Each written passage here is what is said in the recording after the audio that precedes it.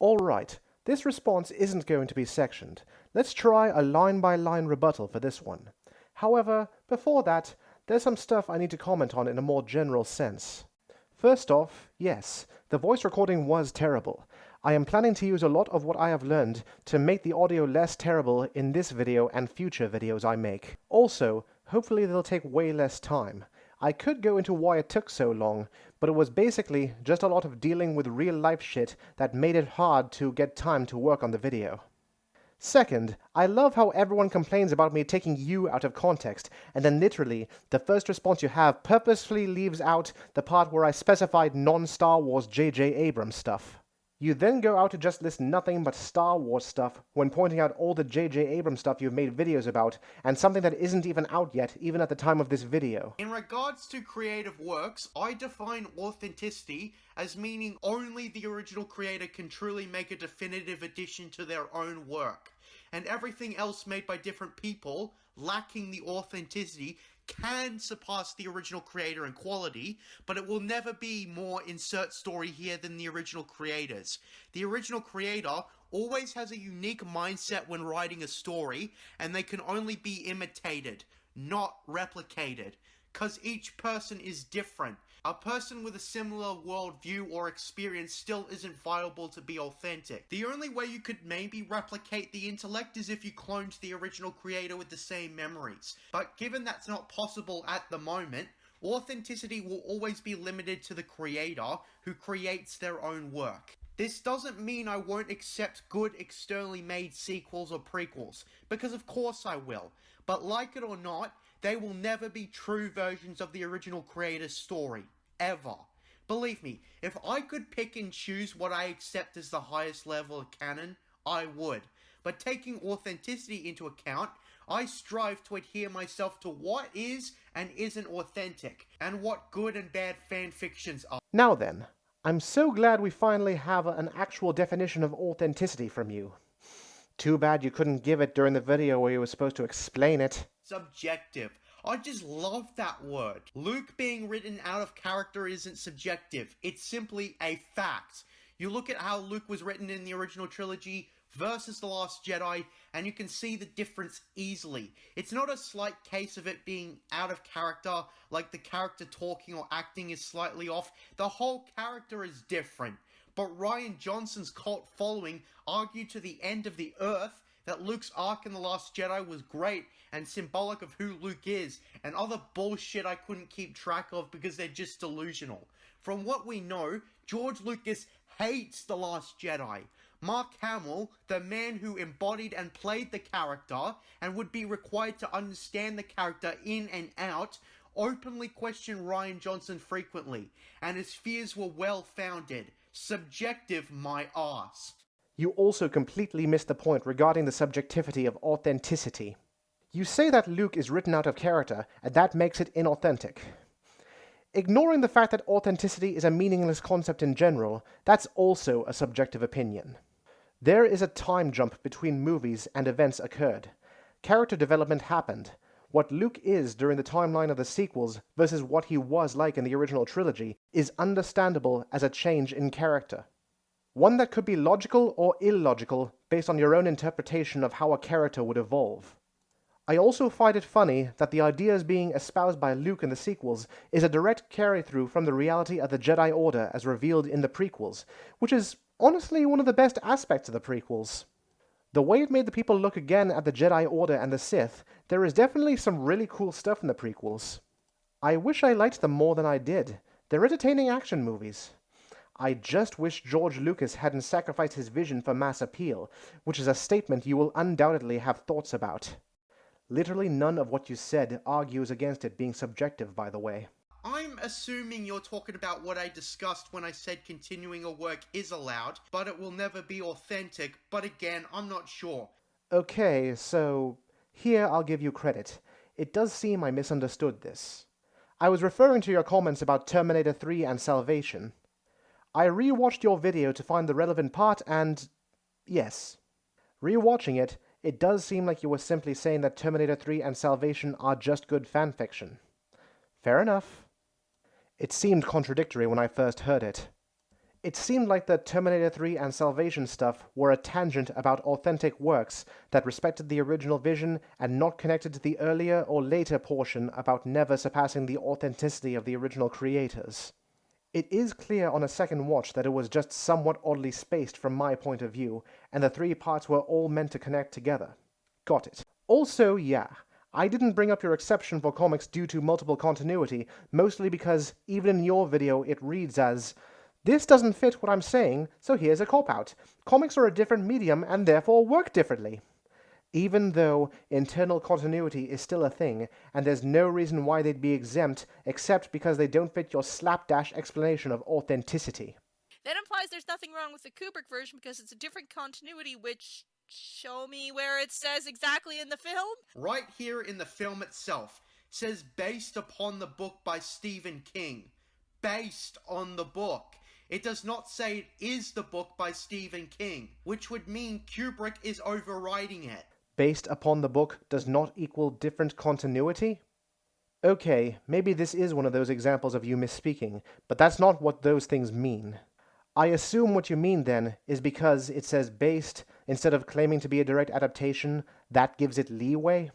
I assume that's what you mean by different continuity, because saying it's a different continuity seems like you're saying it's meant to be like an alternate take or a reimagining of the story, which it isn't. It clearly isn't. It's a different artistic vision adapting a book, which if you're willing to stretch the concept like that, you could easily apply that to almost anything as being in a different continuity.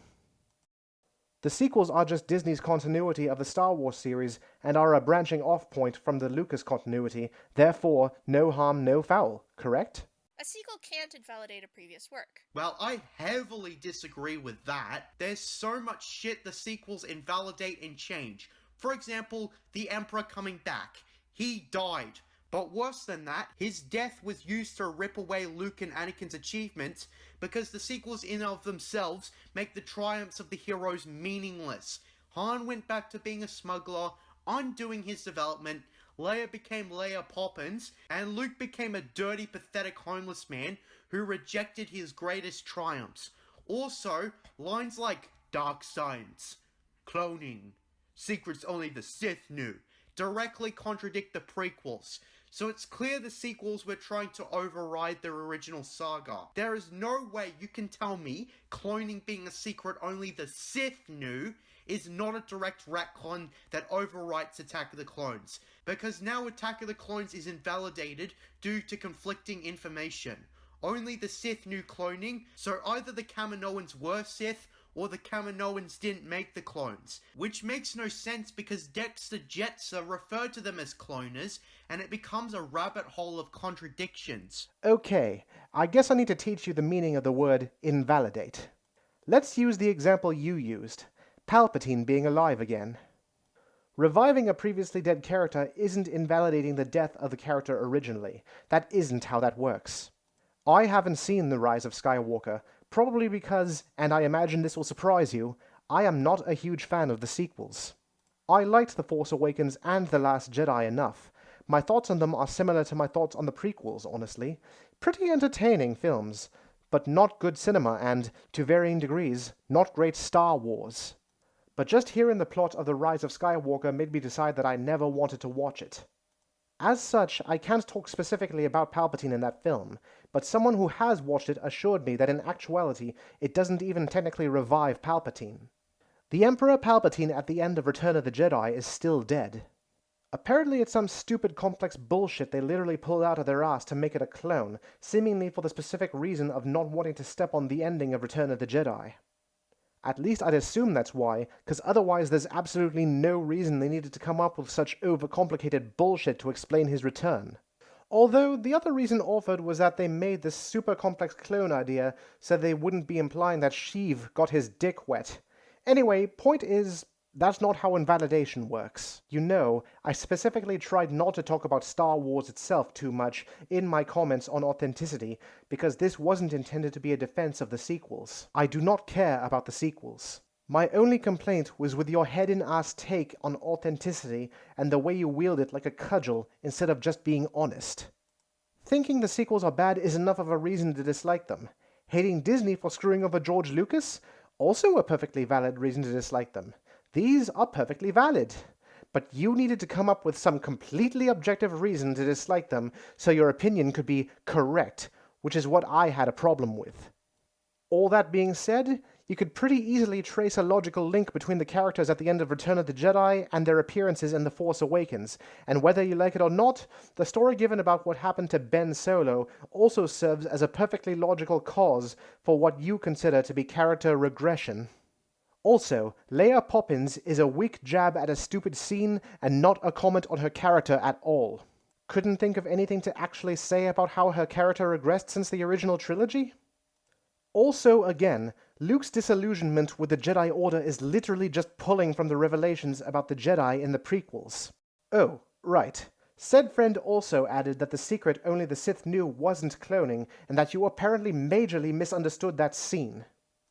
This is entirely a third party saying this, and having not seen the film, I can't say yes or no. But according to them, the secret only the Sith knew was something to do with what made Palpatine's clone special. I don't quite understand it, as I said earlier, overly complicated bullshit, but apparently it's something like Palpatine possessing his clone to continue living or something? Which honestly seems more in line with the idea of the kinds of secrets of life and death that only the Sith knew about, as mentioned in the prequels. So... Again, I'm not going to stand by this point though, as it comes from a third party, so I can't verify it. I mean, the Star Wars prequels can invalidate an original work by changing aspects of the setting which now canonically change the continuity of the later stories. For instance, midichlorians are now just how the Force works canonically in all the movies because it was established to be a fact in the prequels, making it therefore retroactively standard knowledge during the time of the original trilogy as well. Midichlorians are the worst example you could have used. The original trilogy was vague on how the Force worked exactly, but so many stupid OT purists thought the original trilogy said all there was to know about the Force. But I mean, there were obviously still questions like how someone is Force sensitive, what does the Force feel like, etc. It's clear that random Stormtrooper number 35 could not just tap into the Force and use it by believing, which is what J.J. Abrams believed, thus why he just had Rey with a skewed incorrect perception of how the Force works, pulling stuff without training, which makes everything surrounding the Force in the original saga invalidated, because The Force Awakens onwards is changing the rules, and you have to disregard what happened in the original trilogy, and more so, how it happened. Actually, midichlorians are a perfect example for exactly the reason you brought up. Also, I might be in a minority here, but I like midichlorians and feel people just didn't understand what they were meant to be. As you said, they are just what makes someone Force sensitive. They're the receptors that allow one to feel and use the Force, and to me that makes sense. But it also opens a few small plot holes. Well, more like logical questions, not so much plot holes themselves, but all in all, it wasn't as bad as people make it out to be, and I appreciated the attempt to expand on it. However, midichlorians, Anakin making C-3PO, R2-D2 being a war hero, and I guess the idea that Boba Fett is a clone are the most obvious lingering bits of knowledge that impact a rewatch on the original trilogy after the prequels. So, to talk about how a prequel can retroactively change the original film, they were one of the best examples I could use, especially since, as you said, they specifically expand and answer questions people had about a factor in the original trilogy. Also, the prequels canonized the idea of people with Force sensitivity instinctively using the Force without training, so while Rey picking it up as fast as she did with no specific training is debatably bad, it's hardly breaking the rules as set forth by the previous movies.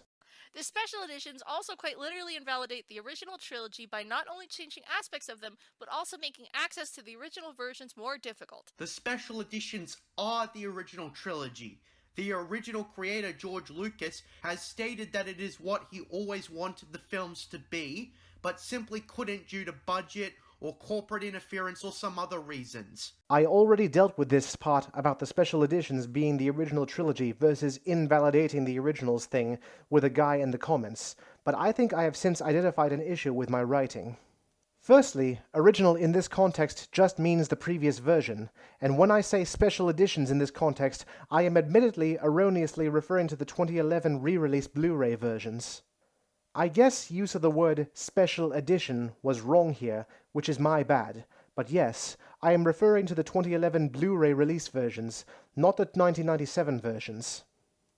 I am also referring to the removal of previous versions prior to the 2011 version from circulation, which, as I said, literally does invalidate the previous versions by actually making them harder to acquire in favor of the 2011 version. I hope that I cleared up this surprisingly contentious error. I also want to make it clear that this was not intended to be me taking a stand on whether or not the 2011 version is better, worse, or whatever. I do not care. Alright, we figured out what authenticity means. Why'd you need to figure it out if I already explained it? Because your explanation was terrible. Though I can't drink alcohol or I will die! Oh, that explains the screechy voice. You're underage and haven't got the pubes yet. Yes, I'm sure you love thinking about my pubes, especially in the context of them potentially being underaged. Also, what the hell was that half second? That was the worst thing I've heard, and I listened to my own recording in my previous video. Wait! Is that my point? Oh my god, it is! Yikes, the volume's gone up. Oh god, that yell was terrible. I'm with you on the sound quality of this video. It is atrocious. You are 100% correct on that one. Yeah, with George's supervision and approval. Saved in the edit is bullshit. Also, you know that oversight and approval does not equal sole creation. I don't know what saved in the edit is. I assume it's some kind of documentary arguing that George Lucas's original version was awful or something. I don't believe that. I 100% believe that George Lucas was the driving force. I do not, however, believe that he was the sole driving force behind every single creative decision made. In fact, I know for a fact he isn't. There's plenty of anecdotes from people on set, George Lucas himself, Mark Hamill, etc., that mention things such as improvised lines or suggested ideas that were taken on board. The argument isn't that George Lucas is a talentless hack. The argument is that massive creative endeavors such as major motion pictures are collaborative efforts. George Lucas did create Star Wars, but he didn't create Star Wars. Star Wars was created by a combination of writers, George Lucas, Lawrence Kasdan, and Lee Brackett. Yeah, I don't know about that, lass. Admittedly, your video on Lawrence Kasdan came out after I was already busy with recording and editing for the video, or I would have addressed it more fully. But you got something against Lee Brackett too? Do you honestly believe that they have writing credits on the movies, even to the point that George Lucas does not have full writing credit on the original films aside from A New Hope, instead only having the story by or screenplay by credit for Empire and Return, but they didn't actually do anything at all? If so, I'm gonna ask you to look into how movies are made and get back to me. Irvin Kershner and Richard Marquand commanded the set, but George still had the final say. Context. Again, having final say is not the same as being the sole creator. I'm really not certain you get my point. Either that, or you don't understand how movie making works, or writing in general. So in regards to the concept of authenticity as laid out by JJP, we have a big and obvious problem. Yeah, it's that there is no problem. A masterful retort. No, you! A quotation by JJP. Who created Batman? Bob Kane and Bill Finger is the short answer. And the long answer, based on my understanding of the creation of Batman, is more complicated. Bob Kane first conceptualized and drew Batman, and Bill Finger shaped Batman through rewrites. Was it Bob Kane? Was it Bill Finger? Or was it both? Regardless of which answer you choose, there's a problem. If Bob Kane created it, then none of Batman is actually authentic, since everything about the design of the character wasn't his creation. If Bill Finger was the creator, then Bob Kane didn't create anything, and so the Batman stories credited to him are arguably inauthentic as well. If you consider both the creator then, well, what counts as authentic after Bill Finger's death? I'm pretty sure by that point, Batman would have been rebooted a couple of times, and both writers would have ceased working on Batman before their deaths. And based on my research, yeah. It becomes a complicated answer because Bill Finger wrote the characters and Bob Kane drew them. So in a way, it's sort of like mostly Bill Finger is the writer of Batman. The answer, I think, isn't very black and white, but I named my video Nuances of Authenticity. It's not black and white all the time. I mean, people are still debating about this topic, so we haven't even reached a proper answer yet. Yeah, that's kind of the point, JJP. You talked about nuance and Arthur's failure to understand nuance. Then you, well, failed to properly explain authenticity. However, let's say you did, since we have a clearer answer now. You don't go into any nuance, you simply give this black and white idea, then simply handwave anything that doesn't fit that binary. Your answer here is actually entirely satisfactory and is a nuanced explanation. It's also an even better justification of how authenticity isn't a black and white issue than I could have given. So, the problem becomes, if you're aware of how nuanced it is, why are you so rigid elsewhere? Do you really think creative rights are so much simpler in movie making than in comics? 'Cause newsflash, no. Creative rights is fucking complex and bullshit in almost all creative fields. I kind of get the feeling you've never had to deal with the concept of creative rights personally. George Lucas's original idea for Star Wars was quite a bit different from the eventual product, and as such can't logically be said that he alone created Star Wars, unless literally all of the movies which stray from his original vision are inauthentic. I hear this a lot. Have you ever considered budget, corporate interference, and the special editions? Once again, arguing that Star Wars is authentic because of budgets, corporate interference, etc. is a much more nuanced and satisfactory answer to the question, but again, it's also counter to the hard line you take otherwise. Also, actually, George Lucas literally quit the Director and Writers Guild because he didn't allow any corporate or production interference in Star Wars. It's one of the cooler things about him. He sacrificed a lot to make sure there wouldn't be corporate meddling in his work. I mean, him quitting the writer and director guilds was more about a dispute about credit placement, but there was a lot of stuff about him sacrificing things in order to protect his movies from outside meddling. Should be noted, outside meddling in this context does not include suggestions from actors, writers, or directors on set.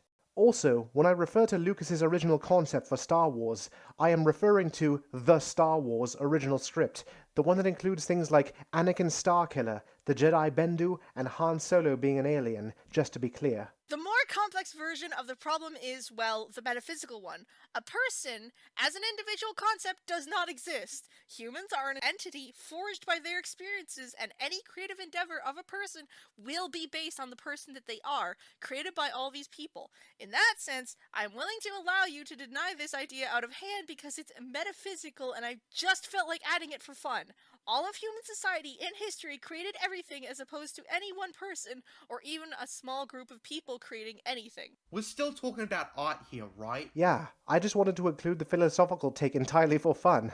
Honestly, your response to that section was about what I expected and honestly, the best response I could hope for. Kudos. You can't. Mythology was made by presumably thousands of people without a simple origin point. Given we know who made Star Wars originally, I don't know what this mythology shit has to do with work completely different. Also, I looked it up, and we actually do have more context for who made the Greek mythology than just, we don't know. We've got champs like Homer and Hesiod. I can't judge who made Greek mythology and what's authentic, but mythology is different given it shapes culture and a religion to a degree Star Wars never will. I mean, I did preface the part regarding mythology by saying I was merely curious about your thoughts on authenticity as it pertains to mythoi. Also, you didn't answer the part about the Cthulhu mythos. None of this fucking matters at all. Authenticity is a stupid and pointless concept, and JJP actually doesn't give a shit about authenticity, because no one actually does. I've met so many people who do. I know a guy who disagreed with the sequel trilogy on the mere fact that it was George Lucas's story and would never be authentic. So why were they trying to make a sequel? I'm just gonna say here about this friend of yours who was against the sequels entirely because of authenticity. That seems like a different argument. I can see where you might cross it with authenticity, but saying, I don't think these people are capable of telling a story that belongs to this other writer, or I don't think it's correct for these people to try and tell a story that belongs to another person, which sounds like the complaint your friend was making, isn't the same as this is bad because it's not by the same author. It's a subtle difference, but it's a fairly important one. So, this is the actual point of this video. Everything up until now has just been playing around and having some fun, poking at JJP and being antagonizing because, like my name states, I'm a bastard. Damn straight you're a bastard, but further than that, you don't know what I'm talking about. But here's the deal. None of this matters. Authenticity doesn't matter. We're talking about fictional media, creative works, everything about them is subjective, nothing matters. You, JJP, are just a person who does not like a piece of media, and that's absolutely fine. Way to downplay the betrayal of George Lucas, the butchering of Star Wars, and the woke agenda Disney has to pander to those who didn't actually like Star Wars to begin with. See, I'm not the one downplaying any of those things. As I said, those would all be justifiable reasons to dislike the sequels. Well, not the woke agenda thing. That's fucking stupid. I would be with you on any of those things except the woke agenda thing. But you had to act like there was some more objective reason, because apparently just saying those were your reason wasn't enough for you. So you had to lean on this concept of authenticity. Maybe you don't understand the difference. It's possible, but this inability to be open about your reason for disliking it shot you in the foot. By relying on this stupid reason of authenticity, it really does seem like none of those reasons were enough to justify it for you. There's plenty of media I don't like. The problem, though, is you are, for some reason, very, very mad that other people like a thing and you don't. I wonder why. You wonder why? Because you're a hateful, pretentious goblin? I mean, that seems to be the main reason. I'm also a hateful, pretentious goblin, so we have that in common. So, you tell them they're wrong and act like there's some justifiable, objective reason to dislike it, and this is the reason it also gives you the right to try and gatekeep. The little round peg you found was this joke of a concept and you call authenticity. It changes meaning on a dime, because it doesn't mean anything except whatever suits you best at the moment. You aren't a critic, you're just a hater, and you disguise your subjective opinions behind anything you can use and try to justify your opinions as being right. Well, I mean, I do use evidence to back up my points. Your evidence...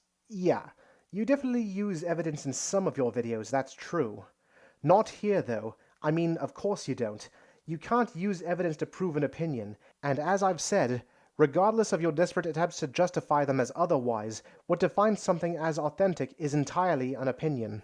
It's a complicated subject, and people continue to argue authenticity of art to this day. I mean, I have no complaints about the rest of your videos, other than superficial stuff. None of your opinions on Star Wars matter to me. This is the one thing that matters, because it's very important to me, and you are misusing it for your bullshit. I can say now that Star Wars is actually at its core a story about two people learning to love again, and that statement, as ridiculous as it is as true and authentic in regards to Star Wars as was any of the movies, books, shows, or video games. Now, let me add, Disney sucks. Whether or not the sequels are bad doesn't change that. What they did to George Lucas also sucks. And you still don't truly understand where the hate comes from. No, I understand and agree with the hate. I disagree with your bullshit, randomly picked topic to justify your hate, because apparently the legitimate reasons weren't good enough for you. The opposite, I know, actually, that authenticity does mean something, and that the sequels piss all over George's work, while disguising itself as a legitimate sequel to his work. Yeah, I'm starting to think assuming you knew and were intentionally spreading this bullshit might have been overestimating you a bit. Oh yeah, it was always about money. Bitch, Star Wars wouldn't be popular to begin with if it failed to speak to people. Shut the hell up. Ooh, you're mad about your imagined meaning of my statement. Honestly, I kind of expected this. If I wasn't trying to just get this thing finished by the time I released it, I would have definitely done some rewrites about the money thing. I knew it wouldn't be clear. The point was not that Star Wars the story doesn't mean anything. It means a lot. It resonated with a lot of people. To say otherwise would be literally insane, which is why that wasn't what I was saying. What I was saying was that the movie, in terms of the movie-making process, only has tangible effect in terms of money being made. That is the unfortunate truth about what actually makes a movie have worth in a practical sense, because the world sucks. Disney does not care about the artistic merit of the Star Wars movies or any other movie, and they don't even care whether or not they're good. They care about them making money. It's why, even if authenticity was as black and white as you try and make it out to be in this context, it wouldn't matter. Disney has the rights, and that means that as far as everything that actually matters is concerned, what they make would be authentic Star Wars. Did you know Star Wars was pretty much the first movie to ever actually focus on merchandise? It made George Lucas a killing because he gave away a lot of his financial rights to the movie in return for profits from the merchandise, and Star Wars sold gangbusters. The prequels did very well as well, and were even more heavily merchandised, and you know what? I hate the prequels, and Yeah, you hate the prequels. That's why your argument is very skewed. Because you don't understand fucking Star Wars. Because every single person who hates the prequels is either a fool who is riffing off others, or doesn't understand Star Wars to begin with. I knew this would happen too. I segued into bringing up the prequels specifically to see you just immediately hone in on that. It doesn't matter that none of my arguments or even my topics had anything to do with Star Wars, at least not really. That's the only thing that matters to you. I don't like the prequels, so you have something you could specifically attack me for. I don't like the prequels, and that invalidates everything else. You're predictable. honestly, I see you say that you want an actual debate on why people think the prequels are bad, so I'd be glad to engage with you on that in the future. But for the moment, my opinion doesn't matter because that they made a tons of money, and that's all that ever really matters. Last thing I'll say to you on the subject is Star Wars is fiction. Yeah, it's just a movie argument. You literally mentioned the betrayal of George Lucas, but failed to realize why I'm making such a big deal out of this. You're allowed to be mad about the betrayal of George Lucas, but again, in the context of these videos, you weren't talking about being mad about that. You were talking about being mad that people might like a movie you don't. Again, if your intention is that you don't think people should like these movies because Disney betrayed George Lucas, well, I get it. I don't necessarily agree. People are allowed to make their own choices, and it's not inherently immoral to like a movie because of things happening behind the scenes. Case in point, I'm sure there are plenty of people, myself included, who still like The Usual Suspects or Seven, despite them starring Kevin Spacey. But I'd at least understand and sympathize. And if that's your reason, just be open and say that instead of piling on this dumb bullshit. I've said commonly, I wouldn't respect the sequels even if I liked them. But they're impossible to like unless you're fucking woke. A lot of people deny that they care about the political messages of the sequels, and they're lying. Otherwise you'd understand why people hate the sequels. Because they don't want these political messages. And that's the end of the video. So here we reach the woke bad stuff. I've been on the fence a bit watching some of your videos as to whether you were one of those or not, and you finally made it clear. I'm not going to assume or claim that you only hate it because of the woke stuff, but you know, when people say they don't want political messages in their movies or games, they always either ignore the political messages in stuff they do like, or they have no complaints about political messages that they politically agree with. It's only political when it's feminism, or racial inclusivity, or queer inclusivity. Now, I'm not on the opposite side. I don't think something is good just because it has those things. A bad story is a bad story, no matter how much it screams gay pride. And pandering is a fucking plague. But your inclusion of it here firmly puts you in the it's woke so it's bad camp, which makes you an idiot, and in the case of Star Wars especially, a massive hypocrite. That being said, it's clear who and what you are. You can respond if you want, but I am done wasting my time with you. I have other topics I intend to cover. Keep being you and have a nice life.